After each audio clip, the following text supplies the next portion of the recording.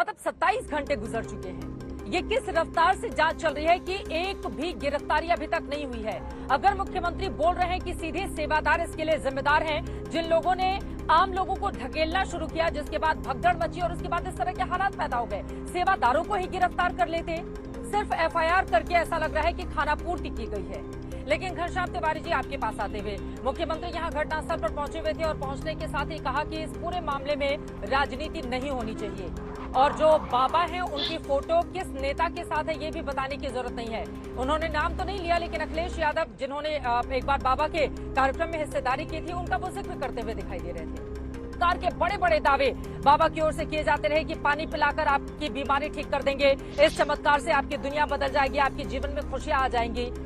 अब तक कोई भी गिरफ्तारी नहीं होना या फिर बाबा का इस तरह से गायब हो जाना और पुलिस का वहां तक नहीं पहुंच पाना, ये क्या दर्शाता है? बाबा लोगों के मामले में हमने देखा है सारी राजनीतिक पार्टियों का रंग एक जैसा हो जाता है, चाहे वो सत्ता पक्ष का हो चाहे वो विपक्ष का हो।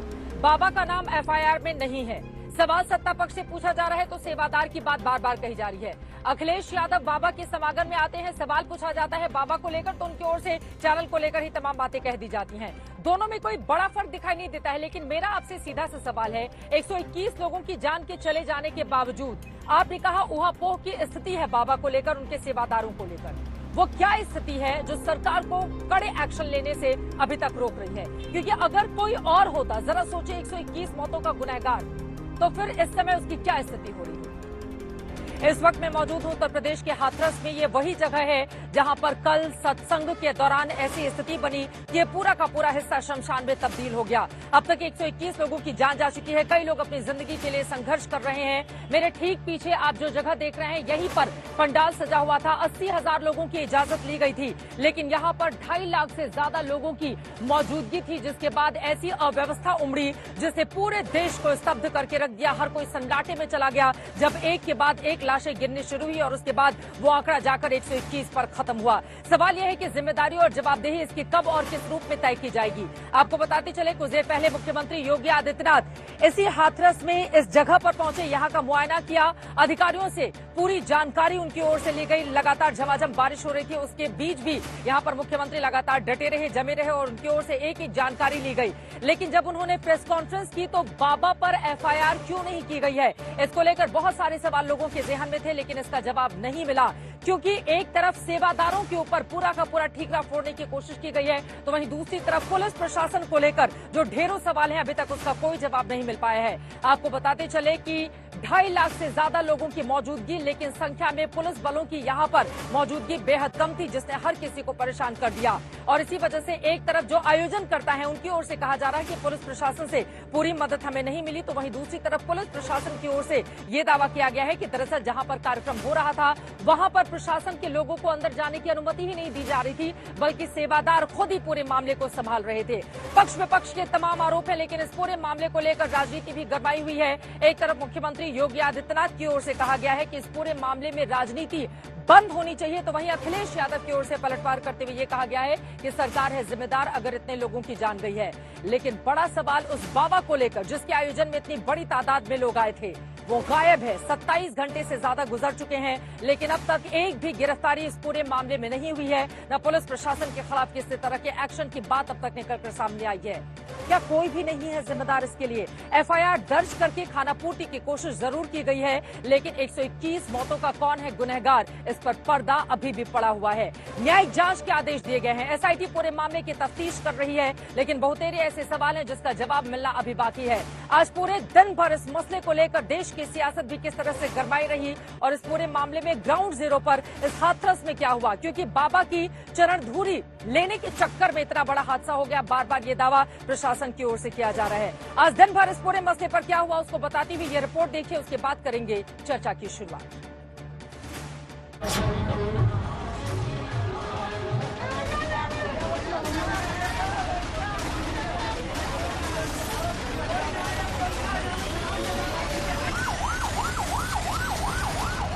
हाथरस में एक सत्संग के आयोजन में भगदड़ ने 121 लोगों की जान ले ली।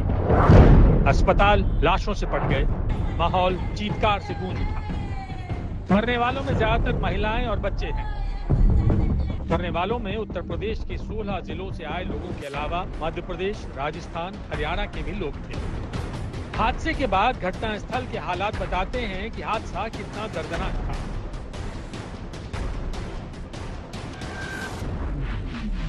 किस तरह से अब उनके सामान यहाँ पर बिखरे पड़े हैं, जो बता रहे हैं कि कल का हादसा कितना भयावह था। छोटे से बच्चे का दूध की बोतल है। आप सोचिए कि वो अपनी माँ के साथ आया होगा। लोगों की भीड़ जब आगे की तरफ आई तो लोग जो यहाँ आगे मौजूद थे वो यहाँ से लेकर आप कहिए कि तकरीबन 25 मीटर की दूरी तक का जो पूरा जो स्ट्रेच है, लोग नीचे गिरते चले गए। आप निशान देख सकते हैं लोगों की गिरने के। ये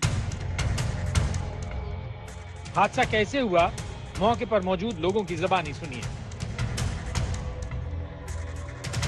उनके पैर छूने के लिए, कुछ भी करने के लिए भगे आदमी। उनकी सिक्योरिटी थी वो ही भागने लगी और उन्हें देखकर जितने भी श्रद्धालु थे बाबा के दर्शन के लिए भागने लगे। एक के ऊपर ऐसे गिरते हुए चले गए। कुचल के सब मर गए।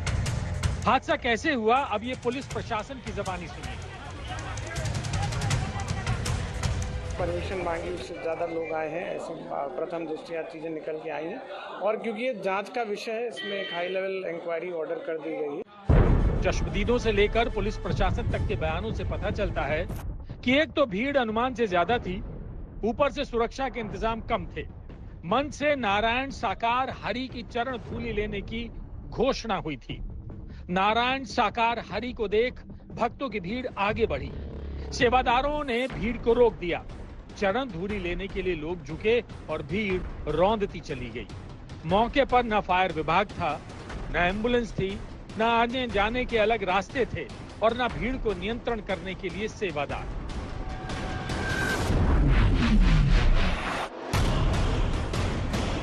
बाबा ने कहा कि मेरे चरणों की रज लेके जाना और ले जाके अपने घरों में किसी को भी प्रॉब्लम हो उसके माथे पे लगाना, उससे उसकी समस्या सॉल्व हो जाएगी।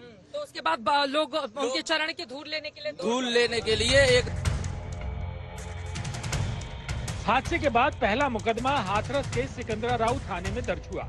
आरोपी मुख्य सेवादार देव प्रकाश मधुकर के अलावा अन्य आयोजक और सेवादारों को बनाया गया। तहरीर में जो बातें लिखी गईं उसकी बड़ी बातें थीं। इजाजत 80,000 भीड़ की मांगी गई और 2.5 लाख लोगों को जुटाया गया। भीड़ के कारण जीटी रोड जैम हुआ, जिसमें पुलिस प्रशासन की टीम जुट गई। कार्यक्रम स्थल से प्रवचनकर्ता के गुजरने के बाद भक्त उस मार्ग से धूल समेटने लगे। आगे बढ़ती भीड़ को डंडों से लैस सेवादारों ने जबरदस्ती रोक दिया। भीड़ बेतहाशा बढ़ी तो नीचे झुके लोग दबने और कुचलने लगे। जीटी रोड के उस पार 3 मीटर गहरे पानी भरे खेतों में सैकड़ों लोग दब गए। आयोजकों ने घायलों के सामान फेंककर साक्ष्य छिपाने की कोशिश की।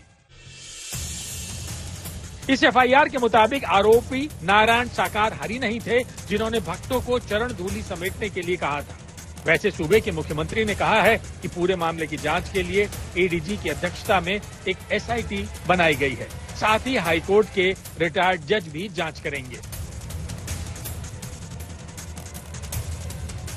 हादसे पर सियासत क्या है? इस लापरवाही की वजह से जो जाने गई हैं, उसकी जिम्मेदार सरकार है। घटना घटित हुई है तो इसके पीछे हादसा नहीं तो साजिश किसकी है? ये तो उत्तर प्रदेश सरकार को करना था। घटना दुर्घटना है या साजिश है, इसकी निष्पक्ष जांच तभी हो सकती है जब एक हाईकोर्ट के जज से जुडिशियल जांच हो। कौन इसके पीछे है? पूरे देश में जिस तरह से बाबा बाजार विकसित हो रहा है, अनियंत्रित तरीके से धर्म के नाम पे धंधा चल रहा है, इस पर रोक कब लगेगी? हादसे की जड़ में क्या? जड़ में है ये शख्स जिसका नाम है सूरजपाल सिंह, अब नारायण साकार हरि, तो कभी भोले बाबा कहते हैं। ये खुद को सर्वशक्तिमान हरि का शिष्य बताते हैं। मानवता, सदाचार, भाईचारे का संदेश देते हैं, लेकिन सन्यासी नहीं, सेलिब्रिटी जैसा जीवन शैली बिताते हैं। दर्जनों कारों के काफिले में चलते हैं। पुलिस एस्कॉर्ट, हूटर और सायरन वाले वाहन इनके साथ होते हैं। दर्जनों निजी सुरक्षा कर्मियों की फौज साथ होती है। सत्संग में ऊंचा मंच होता है, सीढ़ियां होती हैं, बैरिकेडिंग होती है। मंच के नीचे सिक्योरिटी वाला एरिया बनाया जाता है और सामने भक्तों का पंडाल होता है, जहां भजन प्रवचन पर भक्त झूमते हैं। कई बार सूबे के मुख्यमंत्री रह चुके भक्त भी इनके पंडालों में जयकारा करते नजर आते हैं।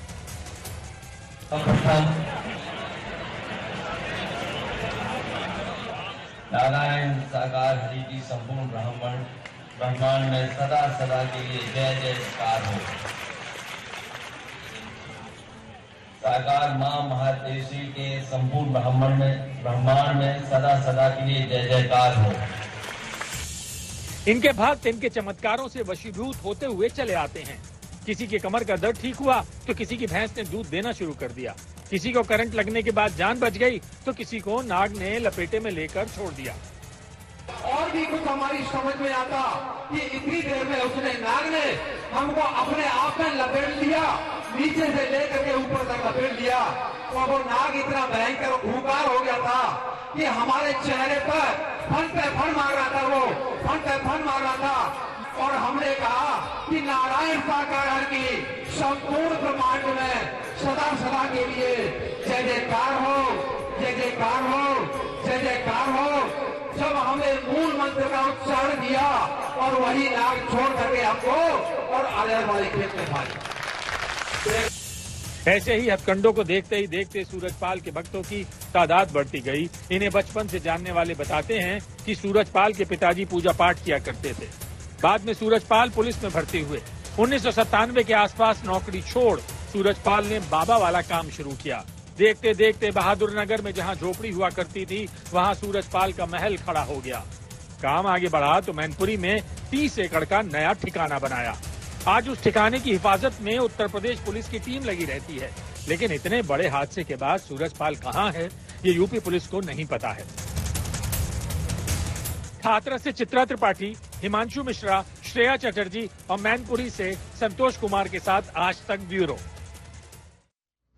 न सूरजपाल के बारे में पुलिस को जानकारी है, एफआईआर करके खानापूर्ति की गई है, न किसी की गिरफ्तारी हुई है। कई ऐसे सवाल हैं जिसको लेकर बड़ी चर्चा हम करने वाले हैं। खास मेहमानों की मौजूदगी है, उनका परिचय आपसे करवा देती हूं। राजेश चौधरी जी प्रवक्ता भारतीय जनता पार्टी के हमारे साथ जुड़े हुए हैं। घनश्याम तिवारी जी प्रवक्ता समाजवादी पार्टी के मौजूद है हमारे साथ। रत्नाकर त्रिपाठी जी आप राजनीतिक विश्लेषक हैं, हमारे साथ मौजूद हैं। अनिल दुबे जी आरएलडी के स्पोक्स पर्सन है, हमारे साथ जुड़ चुके हैं। Doctor Vikram Singh ji farmer DGP Uttar Pradesh के हमारे साथ जुड़े हुए हैं। इन सभी से चर्चा की शुरुआत करें उसके पहले कुछ चश्मदीद है, जल्दी जल्दी एक एक रिएक्शन इनका ले लेते हैं। बहुत देर से ये इंतजार में है। क्या देखा था अपनी आंखों से, कल क्यों मची थी? बाबा निकल रहे थे और उस समय भगदौड़ मच गई, एक दूसरे के ऊपर लोग चढ़ गए और उस समय लोग मर गए। लोग अगर स्वास्थ्य व्यवस्थाएं अच्छी होती सिकंदर राव में, प्रशासन ने सही हिसाब से काम किया होता तो कुछ लोगों की जान बचाई जा सकती थी। क्या होना चाहिए पूरे मामले में? पूरे मामले में इसकी तहरीकात होनी चाहिए। बाबा यहाँ से जैसे निकल के जा रहे थे तो एकदम शासन प्रशासन तो यहाँ कम था। जैसे जनरेशन 4 लाख की लगभग जो जनसंख्या थी, आप बता रहे हैं 4 लाख के आसपास जनसंख्या, लगभग बहुत ज्यादा भीड़ थी। ट्रैफिक भी एकदम भरा हुआ था, तो उनकी गाड़ी की चरण धूल लेने के लिए एकदम पब्लिक एकदम भागी वहाँ से। तो वहाँ एकदम यहाँ से जो कीचड़ है उधर के जो नाले की तरफ, तो उसमें पब्लिक का रेला लगा और रेला लगते ही जो है उसके एक के ऊपर एक गिरते चले गए। लोग गिरते हुए चले गए। आपने क्या देखा था? जल्दी मैं कल यहाँ था तो मैंने देखा कि यहाँ पुलिस प्रशासन नहीं था। शायद अगर यहाँ पुलिस प्रशासन कल होता तो इतनी बड़ी घटना नहीं हो पाती। यहाँ एम्बुलेंस भी नहीं थी और यहाँ पर पुलिस प्रशासन भी नहीं था। और यहाँ से मैं खुद यहाँ से पेशेंट्स को यहाँ से लेके गया, जो मृतक जो लोग थे उन्हें यहाँ से लेके गया, तो वहां पर मैंने देखा कि हॉस्पिटल में कोई नहीं था, सिर्फ एक डॉक्टर साहब थे। लाशों को वहां लगभग 150 लोगों के आसपास, मेरे आंकड़े से 150 लोगों के आसपास कल वहां खड़ा नहीं हुआ जा रहा था। 150 लोगों को हमने सड़क पर रखा था बाहर। मैं लाइब्रेरी में वहीं था, वहां मैंने सुना कि डेथ हो गई है। यहाँ से फिर मैंने लोगों की मदद की। मदद करने वाले भी यहाँ अपनी आंखों से देखा आपने? अपनी आंखों से लगभग 8 से 10 लोग तो कल मेरी आंखों से बचाने वाले खत्म हो गए, जो उसी में आए हुए थे। शायद अगर पुलिस प्रशासन थोड़ा सा ज्यादा होता यहाँ तो कल और लोग भी बच सकते थे। यहाँ एक बच्चे को तो मैं गोदी में लेके गया था, ट्रामा सेंटर में जाके 5 मिनट तक वो जिंदा रहा। अगर ऑक्सीजन होती तो बच्चा बच जाता। तो यहाँ के लोगों की जुबानी आप कल की पूरी कहानी सुन रहे हैं, किस तरह से एक एक करके यहाँ पर जान जाती रही और पुलिस प्रशासन समेत तमाम सेवादार यहाँ पर मुख्य दर्शक बने रहे। और बाबा को लेकर भी कई सवाल हैं, एफआईआर में उसका नाम क्यों नहीं है। हमारे साथ अरविंद ओझा हमारे संवाददाता इस वक्त जुड़ चुके हैं ज्यादा जानकारी के साथ। अरविंद, पुलिस प्रशासन एसआईटी पूरे मामले की तफ्तीश कर रही है, जांच कर रही है, एक भी गिरफ्तारी का नहीं होना अभी तक, ये क्या बताता है? और जांच कहां तक पहुंची है? 27 घंटे से ज्यादा का वक्त गुजर चुका है। देखिए, उत्तर प्रदेश के मुख्यमंत्री हाथरस आए थे, उन्होंने प्रेस कॉन्फ्रेंस की और ये कहा कि इस मामले में जुडिशियल इंक्वायरी होगी, एसआईटी भी बनाई गई है। लेकिन चित्रा, आप जिन लोगों से बात कर रही थी, कमोबेश जितनी ग्राउंड रिपोर्ट में मैंने यहाँ पर देखा कि लापरवाही प्रशासनिक स्तर पर बड़े पैमाने पर रही। उसके बाद जो एफआईआर दर्ज हुई है उसमें भी सेवादार जो एक ऑर्गेनाइजर था देव मधुकर, उसके खिलाफ एफआईआर दर्ज हुई है। जबकि खुद सीएम योगी और जो तमाम प्रशासनिक अधिकारी है वो दावा कर रहे हैं कि इस तरह का कोई सत्संग होता है तो बाबा के लोग पुलिस की एंट्री वहां पर नहीं होने देते थे, सब कुछ डिपेंड होता था सेवादारों पर। तो सब कुछ अगर डिपेंड होता था सेवादारों पर और बाबा पर, तो इस लापरवाही की जिम्मेदारी बाबा पर क्यों नहीं है, बाबा के लोगों पर क्यों नहीं है, क्यों उनके खिलाफ एफआईआर दर्ज नहीं की गई? फिलहाल जांच की जा रही है। सूत्र ये बता रहे हैं कि कई मामले बाबा के ऊपर पहले से है, लेकिन एक आधिकारिक तौर पर जो प्रमाण है वो आज तक के हाथ लगा है। साल 2000 में आगरा में बाबा गिरफ्तार हुआ था, बाबा समेत 7 लोग गिरफ्तार हुए थे। इसी तरह का कुछ अंधविश्वास वहां पर फैलाया जा रहा था। एक मरी बच्ची को जिंदा करने की बात कही जा रही थी। जब उसका अंतिम संस्कार करने लोग लेकर जा रहे थे तो ये बाबा के सेवादार वहां पर भिड़ गए थे, जिसके बाद लाठीचार्ज हुआ था और उसके बाद फिर बाबा को गिरफ्तार किया गया था। 7 लोगों को गिरफ्तार किया गया था। हालांकि अदालत में साक्ष्य मजबूत नहीं थे, इस वजह से बरी हो गया था। लेकिन ये पाखंड का खेल पूरा आस्था के नाम पर बाबा का चल रहा है। जो पुलिस है उसका कहना है कि अब चूंकि मामला इतना गंभीर और बड़ा हो चुका है, जांच का दायरा वो बढ़ेगा। बहुत मुमकिन है कि बाबा तक वो जांच का दायरा है वो भी बढ़े। फिलहाल इस मामले में अभी तक किसी की गिरफ्तारी नहीं हुई है। जितने आरोपी हैं वो अंडरग्राउंड हो चुके हैं, मोबाइल स्विच ऑफ करके। पुलिस की कई अलग अलग टीमें लगी हुई हैं और दावा तो यही है कि जल्द गिरफ्तार किया जाएगा। लेकिन अभी तक 27 घंटे से ज्यादा का वक्त हो चुका है, एक भी व्यक्ति गिरफ्तार नहीं हुआ इसमें। चित्रा, बहुत धन्यवाद अरविंद इस पूरी जानकारी के लिए। एक भी व्यक्ति की गिरफ्तारी नहीं होना और 121 लोगों की जान चले जाना अपने आप में बहुत सारे सवालों को यहाँ पर जन्म देता है। और बाबा के खिलाफ आखिर वो कौन सा डर है कि बाबाओं को लेकर जब भी एक्शन की बात होती है तो चाहे सरकार हो चाहे विपक्ष हो, सबका चरित्र एक जैसा ही दिखाई देता है, क्योंकि इस बाबा को लेकर कोई भी कुछ बोलने के लिए तैयार नहीं है। 121 लोगों की जान जा चुकी है। तमाम मेहमान हमारे साथ जुड़े हुए हैं, लेकिन सबसे पहले राजेश जी आपसे ही शुरुआत करते हुए, मतलब 27 घंटे गुजर चुके हैं, ये किस रफ्तार से जांच चल रही है कि एक भी गिरफ्तारी अभी तक नहीं हुई है? अगर मुख्यमंत्री बोल रहे हैं कि सीधे सेवादार इसके लिए जिम्मेदार हैं, जिन लोगों ने आम लोगों को ढकेलना शुरू किया, जिसके बाद भगदड़ मची और उसके बाद इस तरह के हालात पैदा हो गए, सेवादारों को ही गिरफ्तार कर लेते। सिर्फ एफआईआर करके ऐसा लग रहा है कि खानापूर्ति की गई है। राजेश जी देखिए चित्रा जी, सबसे पहले तो यदि जो लोग घायल थे उनको प्रॉपर इलाज मिल सके, अस्पताल में उनकी जान बचाई जा सके, सरकार की पहली प्रायोरिटी वो थी। मुकदमा कायम हुआ और मुकदमे की जांच हो रही है। आज मुख्यमंत्री जी स्वयं गए, कल 3 मंत्रियों की कमेटी बना करके उन्होंने तुरंत वहां घटनास्थल पर भेजा। पूरा प्रशासन लगा हुआ है, डीजीपी और उत्तर प्रदेश के मुख्य सचिव सब वहां कैंप कर रहे हैं। और रही बात गिरफ्तारी की, जांच हो रही है। निश्चित रूप से कोई भी दोषी व्यक्ति नहीं बच पाएगा, चाहे वो कितना भी बड़ा क्यों ना हो, कोई भी हो, उसको नहीं छोड़ेगी उत्तर प्रदेश सरकार। मुख्यमंत्री जी ने स्पष्ट रूप से कहा है कि इस घटना के पीछे कोई षड्यंत्र है या दुर्घटना है, इसकी जांच बाकी। हाईकोर्ट के रिटायर्ड जजों के नेतृत्व में कमेटी बनाई गई है।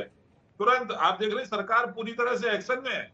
सुबह होते ही माननीय मुख्यमंत्री जी घटना स्थल पे थे, भारतीय जनता पार्टी के प्रदेश अध्यक्ष वहां घटना स्थल पे थे, पूरा कैंप कर रहे हैं वहां सब लोग, सब पूरा प्रशासन लगा हुआ है। और जहां तक इस कार्यक्रम के आयोजन की बात है, आयोजन वास्तव में जितने लोगों की परमिशन ली गई थी उतने लोग वहां नहीं थे, उससे बहुत अधिक थे। और ये बाबा लोग इस तरह के घटनाक्रम जो कार्यक्रम आयोजित करते हैं उनमें इन सब तथ्यों को तो छुपाते। ये जांच का विषय, जांच होगी और दोषी नहीं बच पाएंगे। दोषी नहीं बच पाएंगे, जांच होगी, कब अंजाम तक पहुंचेगी, ऐसे बहुत सारे सवाल है ना राजेश जी, जिसका जवाब कब मिलेगा? क्योंकि जांच का जो प्रक्रिया या फिर रफ्तार रहती है उस सबसे हम वाकिफ हैं। लेकिन घनश्याम तिवारी जी आपके पास आते हुए, मुख्यमंत्री यहां घटनास्थल पर पहुंचे हुए थे और पहुंचने के साथ ही कहा कि इस पूरे मामले में राजनीति नहीं होनी चाहिए और जो बाबा हैं उनकी फोटो किस नेता के साथ है ये भी बताने की जरूरत नहीं है। उन्होंने नाम तो नहीं लिया, लेकिन अखिलेश यादव जिन्होंने एक बार बाबा के कार्यक्रम में हिस्सेदारी की थी उनका वो जिक्र करते हुए दिखाई दे रहे थे। नमस्कार चित्रा जी, आपको, दर्शकों को और को पैनलिस्ट को। समूचे उत्तर प्रदेश के लिए और देश के लिए शोक की घड़ी है। 125 से ज्यादा जाने गई हैं और जिस तरीके से मीडिया ने खुलकर इस बात को दिखाया है पारदर्शी ढंग से कि लोग कह रहे हैं कि अगर प्रशासन मुस्तैद होता, रेस्क्यू और रिलीफ ठीक से कर पाता या जिला के अस्पताल में मूल व्यवस्था भी होती, बेसिक व्यवस्था भी होती तो जानें बच जाती।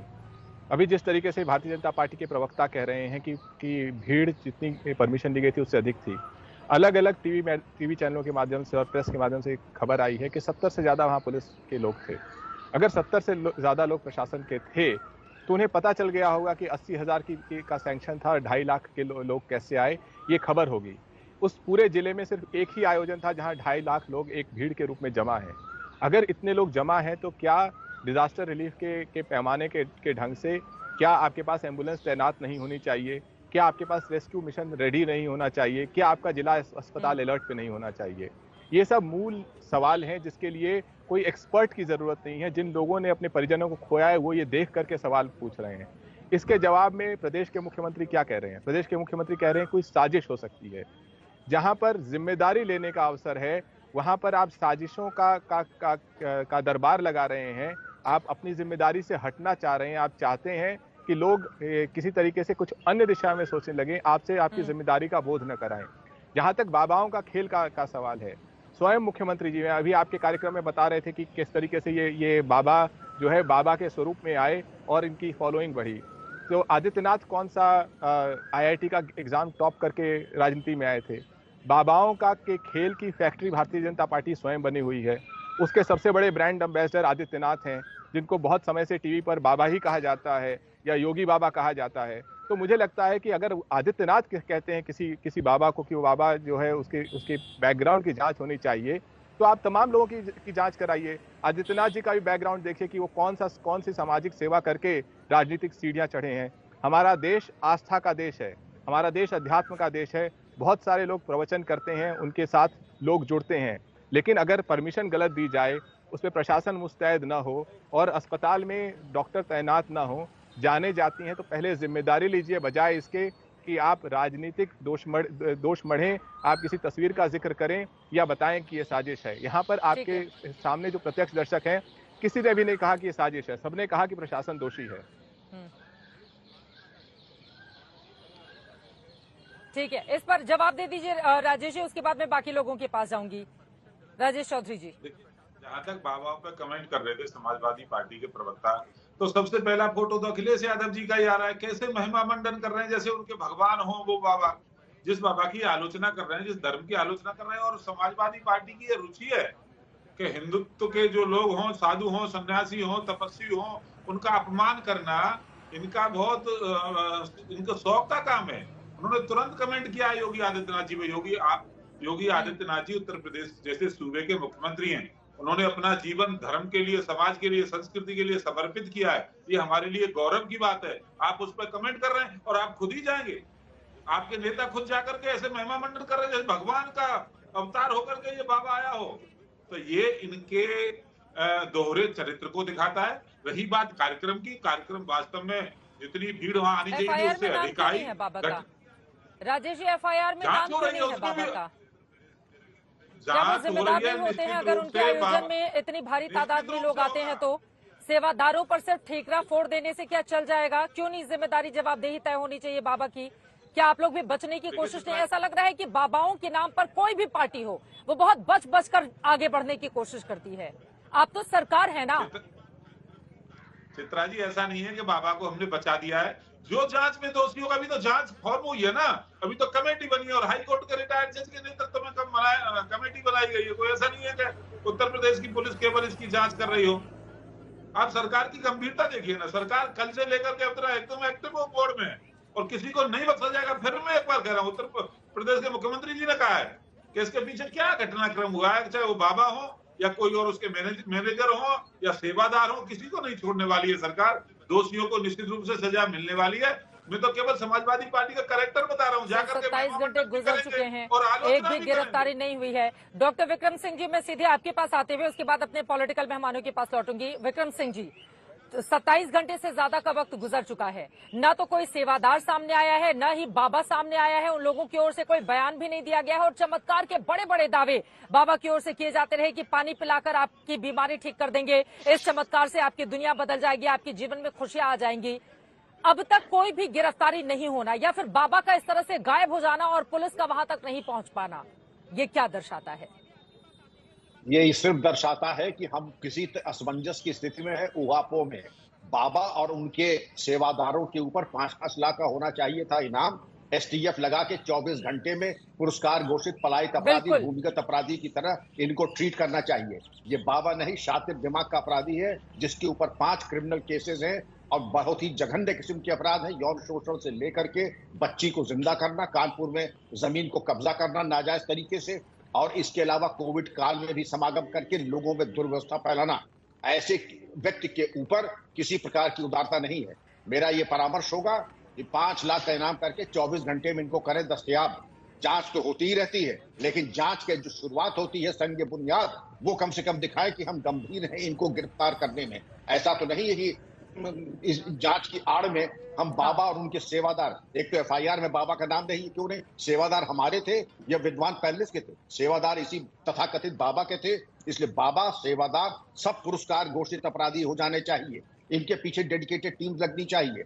5 अपराधों में जो मतलूब रहा है, जो इन्वॉल्व रहा है, उसके ऊपर किस प्रकार की उदारता है। और आपने बिल्कुल सही कहा, एक एक्ट है drugs and cosmetics act, magic remedies act 1955। इस तरीके के जो दावे करते हैं उनके ऊपर इस एक्ट के अंतर्गत भी होने चाहिए। पानी पी तो ठीक हो जाओगे, बच्ची गुजर गई है हम उसको जिंदा कर देंगे, इस तरीके के जो सपनों का निर्माण करते हैं, लोगों को सम्मोहित करते हैं अपनी वाक्पटुता से, ऐसे लोगों के बारे में कठोर कानूनी कार्रवाई होनी चाहिए और उनको एक तरीके से बेनकाब करना चाहिए, न कि महिमा मंडित करना चाहिए।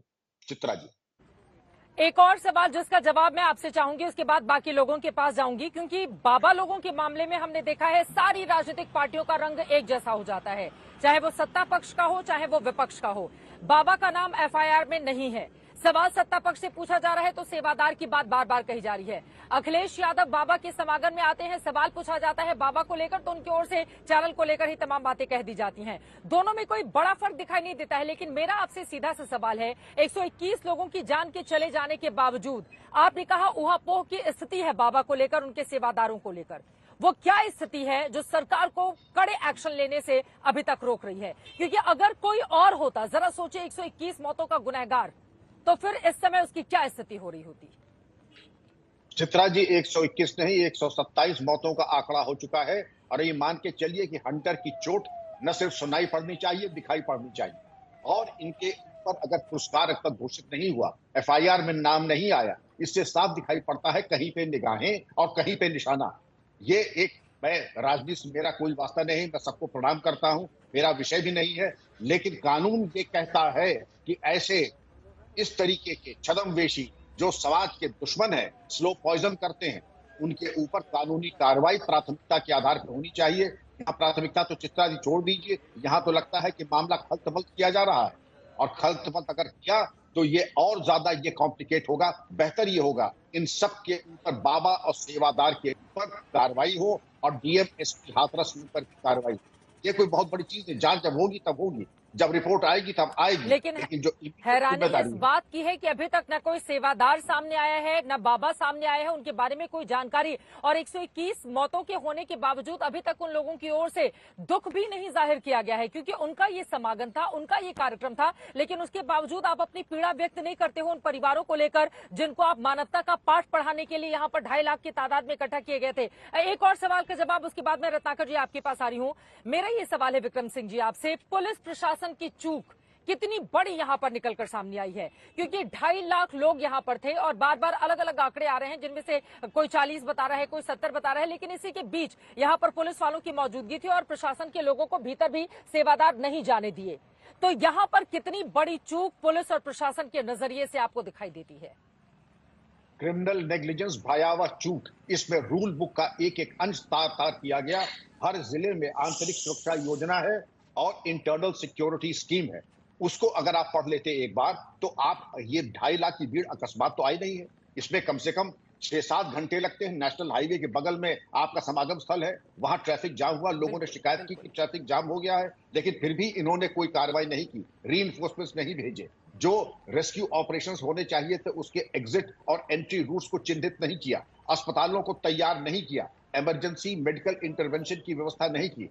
लुब्बे लुबाब चित्रा जी ये है कि इन्होंने ये रूल बुक में जो भी 1 से 18 तक के इंतजाम है उसमें एक चीज में भी काम नहीं हुआ और परिणाम आपके सामने है। ये अवॉइडेबल ट्रेजेडी थी, दुर्भाग्य ही है, ये अवॉइडेबल ट्रेजेडी थी, नहीं होनी चाहिए, लेकिन हमने इसको जिसको कहते हैं हमने दावतनामा देके इस मुसीबत को अपनी गोद में लिया है।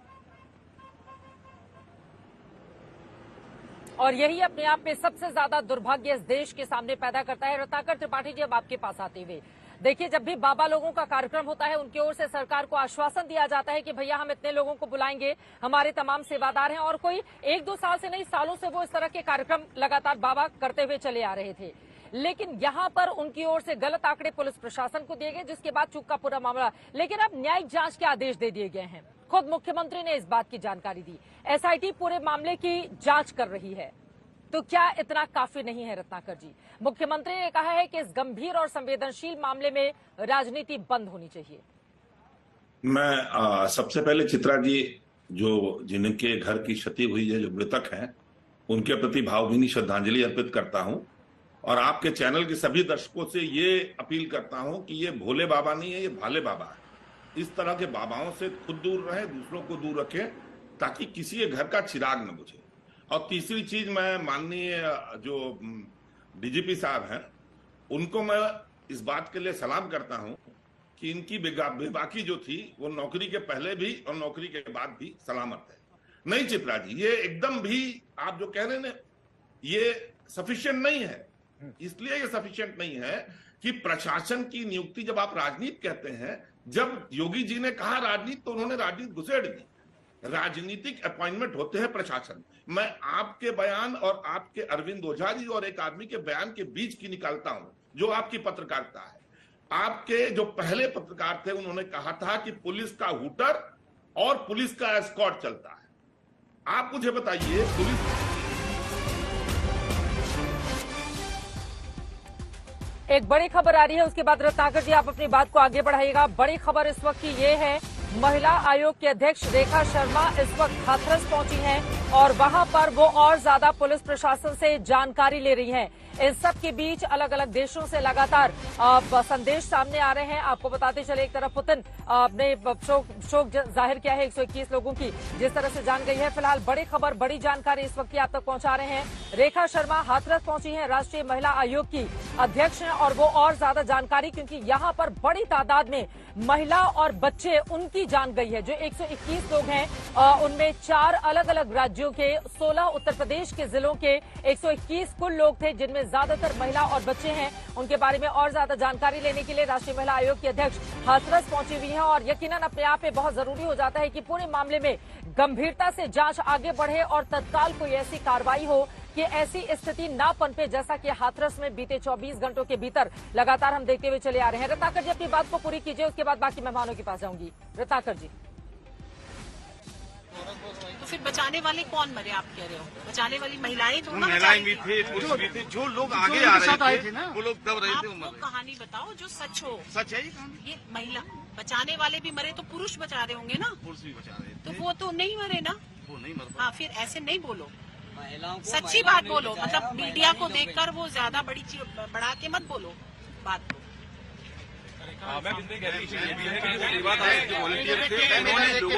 लाठियां मारी है महिलाओं को। मैंने सुना है वो जो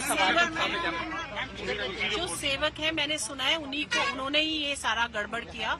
और पुलिस से भी बात की तो उन्होंने एफआईआर रजिस्टर किया है उनके अगेंस्ट।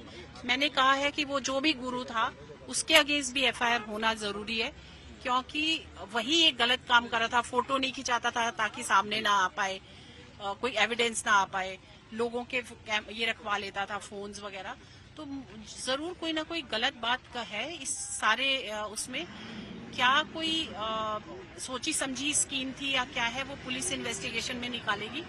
लेकिन मेरा सबसे ज्यादा जो वरी है जो कि महिलाएं ही सबसे ज्यादा मरी हैं, और इस महिलाओं को बरगलाना इजी होता है क्योंकि वो पढ़ी लिखी नहीं थी, और आई, और ऐसे गुरुओं से दूर रहने के लिए हम महिलाओं को किस प्रकार से अवेयर कराएं। कई बार ऐसी तस्वीरें आते हैं कि कई बाबा सामने आते हैं, महिलाएं उनकी बहुत फॉलोवर्स होती जी, इसीलिए हम यहाँ आए भी हैं और जो जितने विक्टिम से मिल रहे हैं उनको भी अवेयर करा रहे हैं, उनकी काउंसलिंग भी कराएंगे और आगे आने वाले वक्त में भी महिलाओं को काउंसिल करेंगे कि ऐसे जो ढोंगी बाबा है उनसे दूर रहें।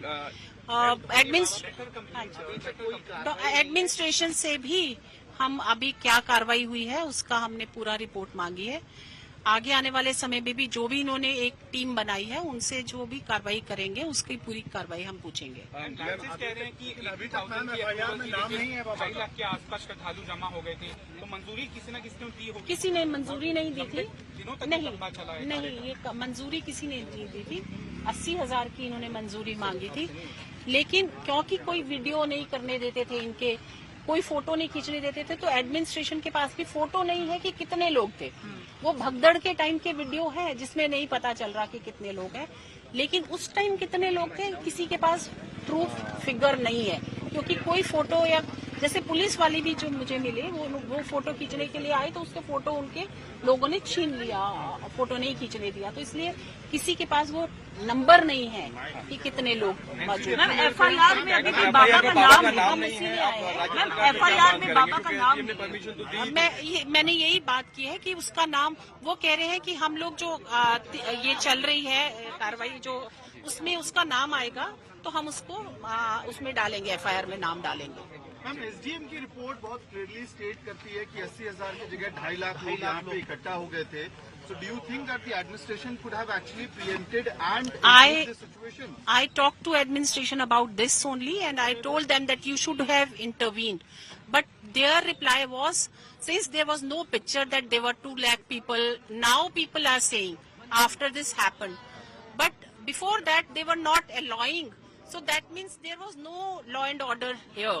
It was only that guru who was dictating the terms. यहाँ पर पुलिस की तैनाती थी, 72 पुलिसकर्मी तैनात किए गए थे और लोकल पुलिस की जिम्मेदारी होती है कि वो बताए कि भीड़ ज्यादा आ गई है। पुलिस को अंदर नहीं जाने दिया जा रहा था और उन्होंने कहा था कि इसके बाहर रह के पुलिस रह सकती है, अंदर जो है वो सारे सेवक काम करेंगे। ये भी कहा जा रहा है कि पुलिस ने जिम्मेदारी वॉलंटियर्स को दी हुई थी कि आप ही नहीं, पुलिस ने नहीं दी थी, वॉलंटियर्स उनको पुलिस को अंदर नहीं जाने दे रहे थे।